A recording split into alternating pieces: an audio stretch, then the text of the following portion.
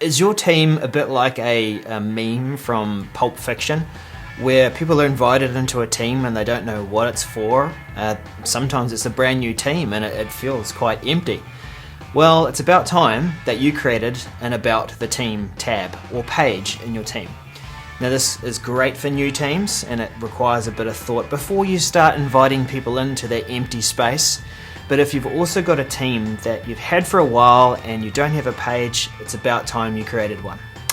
So I'm going to show you a few examples of how you can use this page and where you would create it and what you would use it for. And it actually will show off a few great new things that you can do within Microsoft 365. Here's a Microsoft team. It is a coffee business. I've got a few channels and I want to be able to guide people through to what is this team about. So I have created an About the Team tab right at the top here in the General channel. The General channel is the right place to put it because it's generally where you have conversations and announcements and share your news. And everyone can see it, and when it's mentioned, everyone gets the news about it. They hear about the post via notifications. So about this tab, what does it look like? Well, we'll click into it. This is a SharePoint page tab, so I have added it to the channel, and I've just brought through a page that is located on the SharePoint site for this team.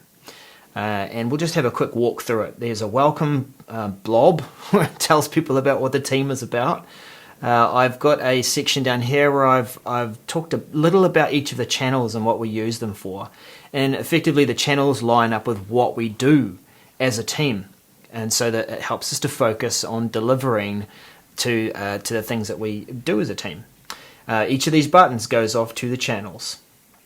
And a bit further down, I'm using news. So I am using the news part of the team where I can create a news post in SharePoint and it will post there. There's an area for our team recordings or our meetings. And so this in this area talks a little about, what we do in terms of running meetings, how they work, what this regular meeting is about. And I've also got the new stream web part in theatre mode, and it's showing the team meeting recordings. I'll show you how that works. A little about the team roles, leadership, and who to contact, maybe some SMEs. And then this full length section, vertical section, some quick links on the side, some upcoming events.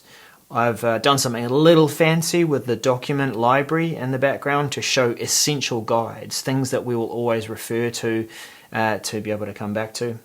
And then I'm also leveraging a engaged community to be able to post questions and answers so that these will appear to us here as a team and maybe we can do our best to answer them.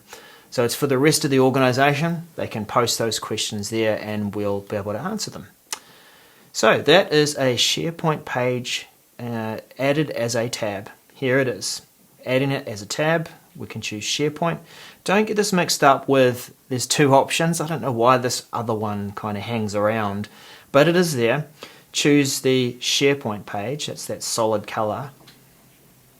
And then you will choose from a page that you may have created. Now, I have just repurposed the home page. I have dressed that up. I have cleared out all the usual team collaboration default stuff and changed this. And so that's what I've made as the tab. Okay, so you can see the page and what it looks like in Teams. What does this look like in SharePoint? And how do you get to it for starters? Well, you can go up to your app launcher. I'm in the web browser, of course. So you won't be doing this in Teams on your desktop, but in the web browser, you could go to SharePoint, and of course you can go to Microsoft 365 and go to the SharePoint app. And if it's a team or a site that you frequently work in and use, then it could be here in Recent. So here's Fourth Coffee Roastery. Now I have removed all the content, as I said earlier, and that's pretty simple. And then I have changed a few things about how it's laid out. First of all, I've put my menu along the top. I don't want it down the side because I want it to be more about the content, and there's not a lot that I want to guide people through to in terms of this has been a site at this stage. And if I go into the edit mode here, we'll see a little of what I have created. So we have, I quite like the use of a right sidebar type section. So this is the common one that we use for having content along the side. Let's just choose this here. Right, so 1/3 right. I keep forgetting that's how SharePoint talks about it. 1/3 right. And then down here I've used a separate section here for headings. I've used a 3-section option for just talking about the channels. So if you do add a few more channels that are going to be important to the way that you work in your team, you can just add or duplicate this and then stack it so that you've got another 3 available to you. This is purely just the news web part, and I'm using some of the coloring in the background to just give it a bit more attention. Right, so just using the light blue, which is part of the theming. And then down here, our team meetings, and this is just the opposite of the right sidebar. This is the left, 1/3 left. And here is the new stream web part. Should I go into some of these things now? I think we kind of understand what this is. It's text, it's pictures. I'm just using an image there to symbolize what we would do in the general channel. This is a button web part where I've just taken a link to the channel itself and then put that behind the button, so that's quite easy to find too. Here's the general channel, copy the link to the channel, and then I've just put that in as the button address. Again, I just said this was the news web part, so that's simple enough. And I do encourage you that if you want to share some news, sure, you could post it in an email. You could post it in a simple short post in Teams. But if you've got a little more to say, or maybe you want to share pictures, some videos, some other things like that that are a bit more engaging, then I recommend using a news post because you've got the options. Now, I wanted to talk about this stream web part. Okay, so we use, or I'm trying to coach in this team, us to use a weekly meeting held in a channel, not in a private meeting that stands on its own and then it gets recorded to someone's OneDrive. Instead, I have set up a weekly meeting in the general channel so that everyone is available to be able to attend it. And here it is. So, attended the meeting. I set it up so that it was recording. And the recordings from these meetings are going to be stored in a folder called Recordings. Hey! So that makes it easy to access with the stream web part. I can point to that folder and it will always find the latest weekly meeting. So if I go through to our team page, about the team, here's our stream web part. I've pointed it to a folder. I've pointed it to the folder where the recordings are. I've left it as a theatre mode, and I've just narrowed it down to show the most recent 4 meeting recordings.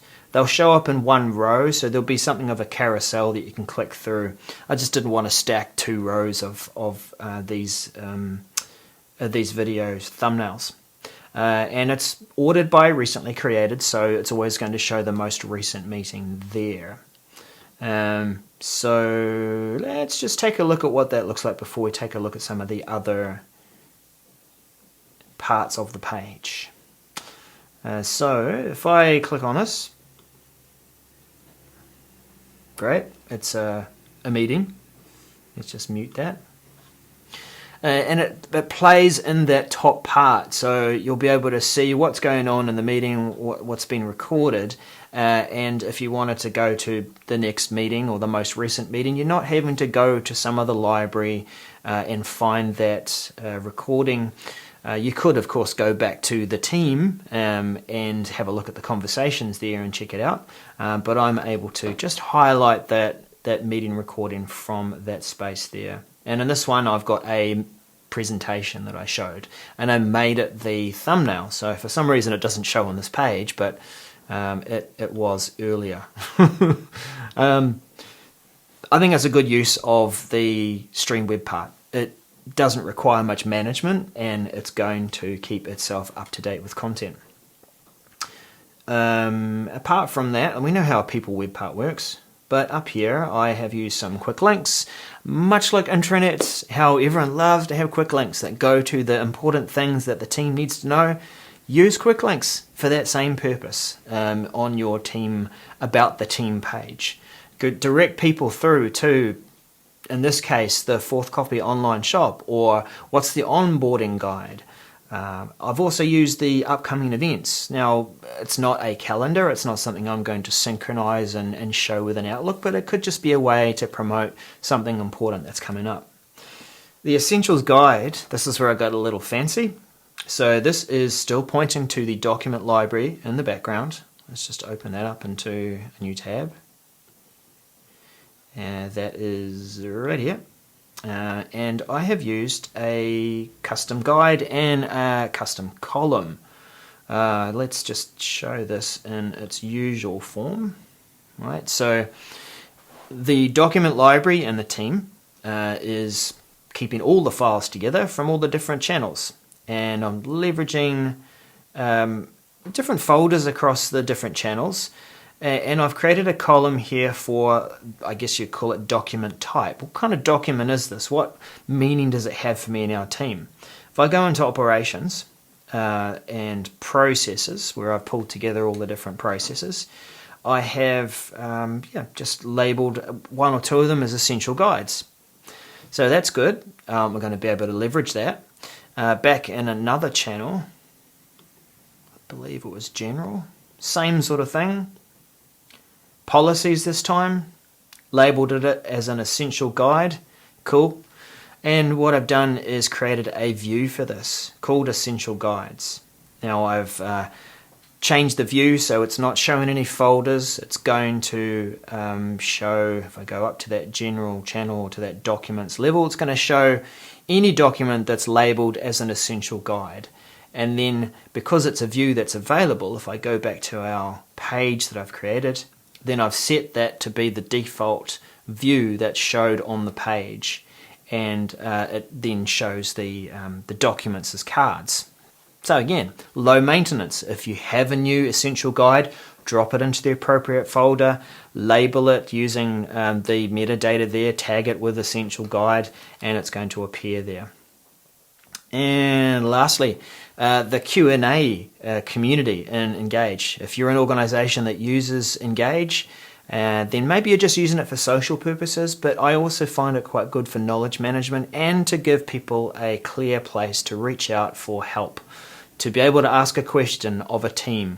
And so this is where this is part of our About the Team page, but it also extends to the people in the organization. They can use this community to ask a question of your team. And so where does this sit? Well, here's the Engage community called Fourth Coffee Q&A. Just one simple question. It's about one of the product lines that we're looking at, and so we as a team could go in and answer that. And we could do that from within the questions and answers part of the page. Now, we don't just have to do it here on SharePoint, we could do it while we're in Teams. And so this, brings us back full circle to the About the Team page, that it's there, it's available, it helps us to go in and see what's going on, helps us for people who are onboarding, and if we're referencing it occasionally, and this content is kept fresh and up to date because it's news, it's recorded in some of the latest meetings, it's questions from the organization about our product lineup. What material do we offer? I should say offer. And I've heard that the plastic version is good for preheating, for pour over coffee. Preheating. So I can answer that directly from the tab here, and that's going to be available for people to benefit from that knowledge. So, do you get the picture now? I've created a few basic things and maybe given you some ideas about what you could have on your About the Team page. But I think these are really valuable to help your team know how you're working, maybe some rules that you've set, giving some guidance, and then keeping that content fresh without too much maintenance, just by simply recording meetings, creating a bit of news, dropping documents in the right place, and putting the right metadata tag on. Oh, did I just say metadata? Maybe I've just lost you there. But anyway, what do you think of that tip? If you think that was quite useful, you know what I'm about now. And if you're new here, then maybe you don't know what I'm about. I am all about showing you how best to use Microsoft 365. Coaching your team, coaching you, showing you how best to make use of this technology so that you can be more productive with Microsoft 365. Making the best of what we currently have. Yeah. We'll see you again soon. Bye for now.